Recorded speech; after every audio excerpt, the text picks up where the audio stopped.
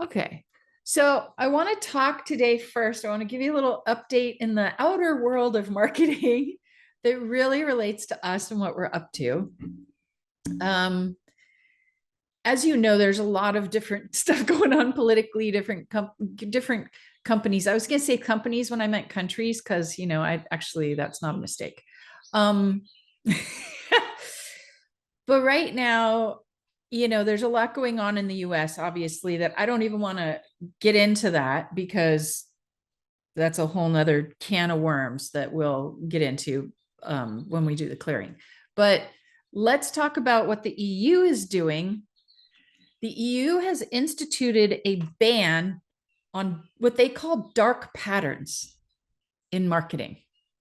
Yeah, isn't that fun? They even call it dark patterns.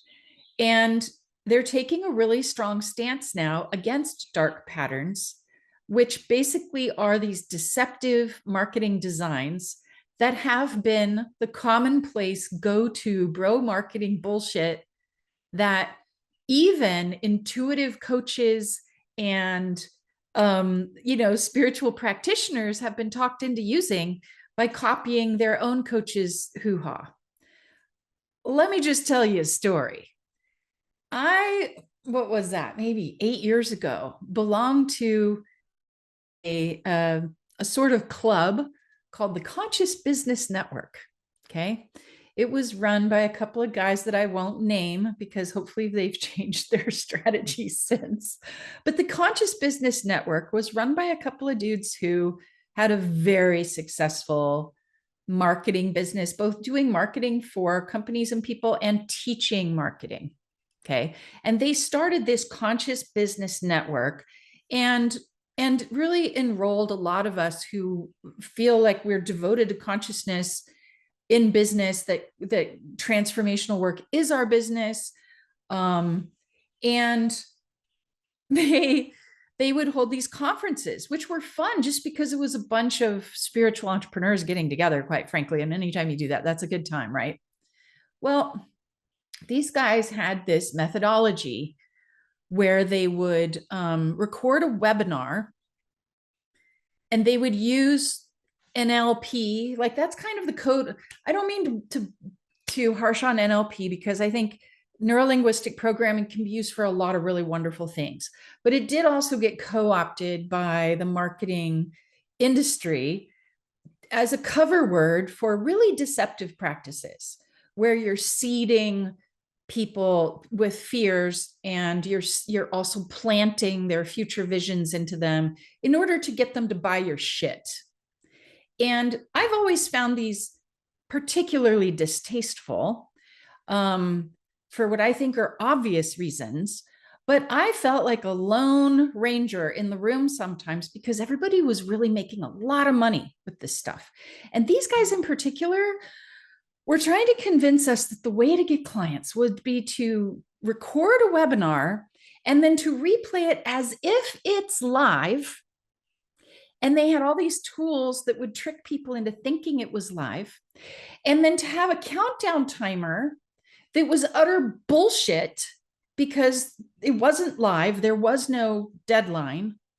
And then also to even have like kind of AI, like this was before AI was really popular, but kind of comments that pop up in the chat. And they're running the whole thing as if it's a live webinar.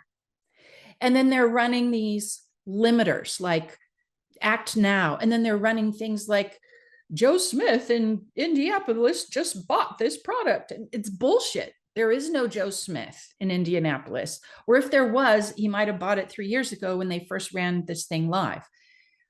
This stuff turns my stomach and always has. And I was so shocked that it was being taught at something called Conscious Business Network. And I kept me, and there were maybe 2 or 3 other people in the room who kept going, isn't this lying? Isn't this lying? And there was this one guy who was very kind of lawyerly, who was part of their clan, who would always get up to answer that question. And he would say very lawyerly things like, well, we don't tell them that it's not a live thing. I mean, we don't tell them that it is a live thing and we don't tell them that it's not a live thing. I'm like, yeah, but the whole scenario is set up to make them feel like it's a live thing. Well, yes. And that's just, people know that that's the game in marketing and people know that that's how that works. And I'm like, but what about this countdown timer? Well, I mean, we do cut it off for them at a certain point. I'm like, yeah, but it makes it sound like it's a timer for everybody. Well, these are just these kind of games that we play in marketing. And everybody was kind of like, yeah, this is okay. And I was just like, I can't believe I am showing up for this right now, is being in the room. Can I even be in this room? And eventually I left that organization because I was just like, I can't hang with this. And it makes me feel so uncomfortable, just to be in the room as if I am cool with this. Okay. Imagine how delighted I was to see the EU's ban on dark patterns, which include a ban on fake timer countdowns, which include a ban on fake purchase reports like that, which include a ban on tricking people into thinking it is a live thing. In fact, the EU identified these dark practices, and they include, and these are things that you're probably like, oh yeah, I've seen this so often. I've seen this so often. This is why we're now dealing with so many upset consumers who don't trust our real marketing, who, when they see now the soul gift quiz online, they're like, I know that you're going to trick me. I'm like, oh my God, I'm so sorry that what they did to you. And I respond to commenters like that. I don't blame you for being skeptical. I know you've been lied to, manipulated, and just completely misused and scammed out of your money by so many things. And I assure you, this is just a fun little quiz. And if you take it, feel free to press skip this step. You'll never hear from me again, but I just want you to have the information. You don't have to even give me your email. And they're like, people are literally like, oh my God, you just answered my complaint. I'm like, yeah, I'm sorry. So I just thought it would be interesting to name some of these things. Okay. Anything that uses manipulation, deception, misdirection, shaming, or obstructing of the actions they want to take is banned in the EU. And what's so cool about this is, now, of course, they're going after the big guys first. They're going after Facebook, and they're going after Google, and they're going after the large kind of gatekeepers, because it will take them a long time to figure out all the websites that are breaking these rules, right? So I'm not saying that all the companies that are doing this are immediately going down. I am saying now that this is the way the tide is turning. And if you get banned in the EU, you're effectively banned globally. Like, that's the way the internet works. It goes through all these nodes. And so you are going to get tagged. And I just think that is fan-fucking-tastic. I am so excited. And maybe it could be that the rise of authoritarian bullshit has caused this rebellion, this regulatory response. And maybe that's part of the good part of when we have, I don't know. It's hard to say good part out loud. Okay. A few of these things, which are the dark patterns. I already mentioned a couple of them, right? Fake countdown timers. Also, there's one that it's the Roach motel, they call it. And what's so funny is Roach motel is a term that marketers have been using with pride. Like, yeah, they go in, but they can't get out. They've been using that with pride for a long time. And that's where you go to unsubscribe and they take you to some page that's impossible to read, right? It's hard to get out when you make it really hard to unsubscribe. Like, you have to call some number, or you have to wade through all these words to figure out where's the unsubscribe thing. They're giving the example of Amazon Prime's cancellation process. Like nobody knows how to cancel Amazon Prime. Most of us have more than one account of Amazon Prime because we signed up for it and then we figured we had to sign up for it again. And it's really hard to find how to do it. Okay. Obviously, bait and switch is another one. Have you ever like said yes to signing up for a webinar free thing, and then you land on some other page, and then you have to watch some video, and then you're like, wait a minute, didn't I just sign up for a completely different thing? What am I listening to right now? That's yeah. Alina's like, I literally tried to cancel a trial of Amazon Prime for 3 months before success. Yeah, that's a Roach motel. Okay, disguised ads. Where we've all become so expert at figuring out what is a disguised ad, like especially when there's one of those things that's like, oh no, your computer now has a virus. Click here to get rid of the virus, and you're like, oh no, and it actually takes you off onto some ad, and just horrible. Forced continuity is where they don't tell you when your free trial is ending. That's been outlawed in the EU.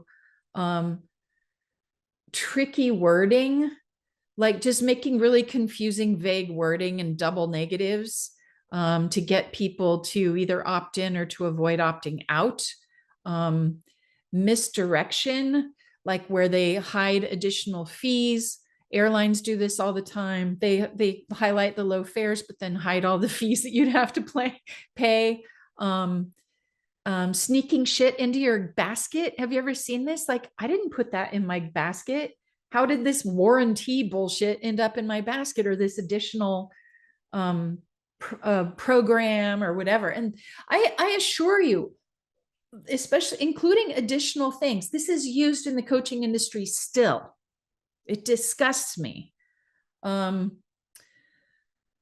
Confirm sharing, confirm shaming, they say. Oh, that's like using manipulative language to make people feel guilty and using their fear of missing out.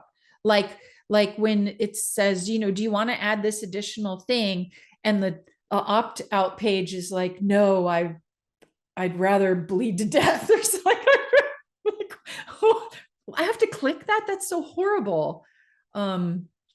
Nagging, where they keep using pop-ups to bother you until you buy. Hidden costs. There's one called privacy zuckering, which is where they just force you to give them information they don't need to make this purchase, but they're actually just fishing for your private information so they can sell it on the internet. Emotional manipulation includes that fake urgency, scarcity, fake social proof, fake social pressure, artificial deadlines. Like that's all emotional manipulation. Friend spam is where you have to share your friends in order to get through it. Pre-selection, which is where they've already selected your stuff for you before you've actually selected it. I mean, it's just like it goes on and on.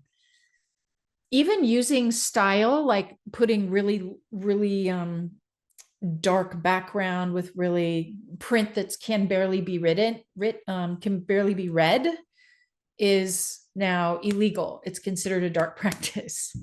I love it. I love this. Like Tesla displayed disclaimers about autopilot upgrades in this very faint, hard to read text. And the EU like nailed them for it. Said you can't do that. You can't, we won't let your pages be viewed in the EU unless you fix this. Yeah. Misleading subscriptions, avoiding price comparisons, forced actions, like in order to accept terms and conditions, you also have to let us send you spam emails, all this stuff. Like, right? No big surprise to us what all of this crap is. It's very good. Yeah, if you just search, like I read so many articles on it. If you search online, because I can't tell you like what the best article is. I don't want to give you just one there. I mean, it was covered in the Times, it was covered in the Guardian, but it's called EU Dark Practices Ban. So check it out. It's like, I just feel like our form of marketing, the way that we use education, the way that we use our quiz funnels, the way that we even the like, I feel so edified right now because even the way that I teach quiz stuff where I'm like, I always want people to have an opt-out. They can take the quiz and not give me their email. That's so important to me, actually. What a strange thing to have be important, right? But most of the quiz platforms force you to have a gateway up front before they even see the questions. And I think that's rude. I think it's really rude. That's not a free gift. So now there's going to really need to be a movement of all companies towards compassionate, educational, honest, transparent marketing. And look, it's not just because the EU is going to kick your ass. That's not the only thing going on here. The other thing that's going on is that we consumers are allergic to this now. I don't know about you, but as soon as I see this shit, boom, I bounce. Even if I'm looking for a recipe online and it's got one of those dumb things that keeps getting in my face with some ad, I'm like, okay, I'm never going to use this site again. Screw it. And so if you were ever in question as to how important it is to do marketing our way with compassion and honesty, all them little marketing bros are going to be running behind our truck. Wait, show me how to do that again, you fucking idiots. And I so badly wanted to call those two colleagues of mine and go, hey, Conscious Business Network guys, did you see the news? Yeah. Click conscious, get with it. So mad. So mad. And so delighted. So welcome to the revolution. Let's just keep on going with our private podcasts, quiz materials, and even like social media where they're following you to get the information you're giving them. These are all based in consent. These are based in compassion and consent and kindness. That's the new way for all of them, for all of us, for the whole marketplace, and for Europe. I just love Europe right now, don't you? God bless them. Okay.